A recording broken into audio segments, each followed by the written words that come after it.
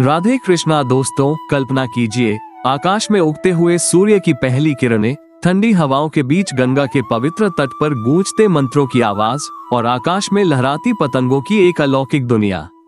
लेकिन क्या आपने कभी सोचा है, मकर संक्रांति केवल एक पर्व नहीं बल्कि सृष्टि के परिवर्तन का संकेत है।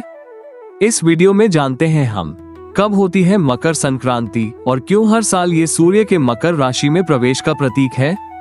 इस दिन स्नान, दान और भक्ति का गहरा रहस्य क्या है और आकाश में उड़ती पतंगें क्या केवल परंपरा है या ये बसंत ऋतु के आगमन का प्रतीक है। इस वीडियो में हम आपको इस पर्व से जुड़े हर पहलू की जानकारी देंगे। इसकी तिथि कब होगी, 14 जनवरी को या 15 जनवरी को। साथ ही इसके पारंपरिक पहलुओं की गहराई और स्नान और भक्ति की विधियां और पतंगों की उस झलक को समझेंगे जो इस उत्सव को जीवंत बना देती है। तो जुड़े रहिए, क्योंकि मकर संक्रांति सिर्फ एक त्योहार नहीं बल्कि जीवन के नए अध्याय का आरंभ है। दोस्तों, जैसा कि हमने पहले बताया, मकर संक्रांति के दिन स्नान का विशेष महत्व है। ये दिन आध्यात्मिक शुद्धता और पुण्य की प्राप्ति का समय है। खासकर गंगा, यमुना, गोदावरी और अन्य पवित्र नदियों में स्नान करने का महत्व है, क्योंकि इन नदियों के जल में विशेष शक्तियां मानी जाती है।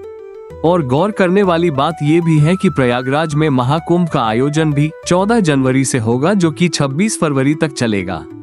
दोस्तों, अगर आपको मौका मिलता है तो जरूर महाकुंभ में शामिल हो। अगर आप पुण्य की गंगा में डुबकी लगाने का अवसर पा रहे हैं तो इसे खोइए मत। महाकुंभ के इस अवसर पर गंगा, यमुना और अदृश्य सरस्वती की संगम तट पर स्नान से। दोस्तों, अब बात करते हैं मकर संक्रांति की पावन दिन की। अगर आप महाकुंभ में शामिल नहीं हो पा रहे हैं तो घर में ही स्नान के पानी में गंगाजल और तिल डालकर स्नान करें। मकर संक्रांति के दिन स्नान के बाद सबसे पहले तिल और चावल को छूने की परंपरा है। ये परंपरा हमारे भारतीय संस्कृति का हिस्सा है और आपके वहां भी ऐसा जरूर होता होगा। दोस्तों, तिल का सेवन और दान इस दिन विशेष रूप से महत्वपूर्ण है। कहते हैं कि तिल का सेवन बुराइयों को दूर करने और अच्छे स्वास्थ्य की प्राप्ति का प्रतीक है। तिल के लड्डू बनाकर दान देने से पुण्य की प्राप्ति होती है और हमारे जीवन में खुशहाली आती है। वहीं चावल का दान भी इस दिन बेहद शुभ माना जाता है।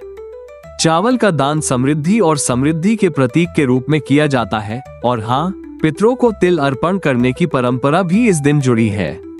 स्नान के बाद तिल अर्पण करना पितरों की आत्मा की शांति के लिए बहुत शुभ माना जाता है और यह हमें आध्यात्मिक शांति की ओर ले जाता है। इस दिन स्नान करने के बाद तिल, गुड़, चूड़ा, दही और अन्य चीजों का दान करना चाहिए। ये परंपरा हमें सुखी और संतुष्टि प्रदान करती है। मकर संक्रांति के दिन लोग विशेष रूप से भगवान सूर्य की पूजा करते हैं। सूर्य भगवान की पूजा से मानसिक शांति, ऊर्जा और समृद्धि की प्राप्ति होती है।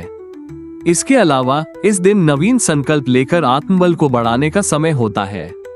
भक्ति और ध्यान में डूबकर हम अपने जीवन को और भी उज्जवल बना सकते हैं।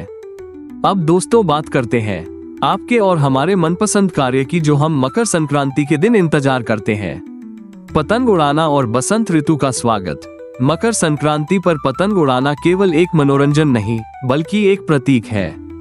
पतंगे आकाश में उड़ती हुई प्रतीक है स्वतंत्रता, जीवन की नई ऊर्जा और उन्नति की। ये बसंत ऋतु के आगमन का संकेत है, जब प्रकृति अपने नए रूप में खिलती है और हम भी अपने जीवन में नया जोश और उमंग पाते हैं। तो दोस्तों, इस मकर संक्रांति पर इन परंपराओं का पालन करें ताकि आप अपनी आत्मा और शरीर दोनों को शुद्ध कर सकें और जीवन में अपार सुख और समृद्धि पा सकें।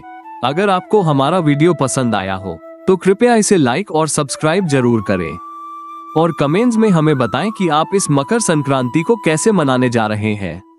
जय श्री कृष्ण।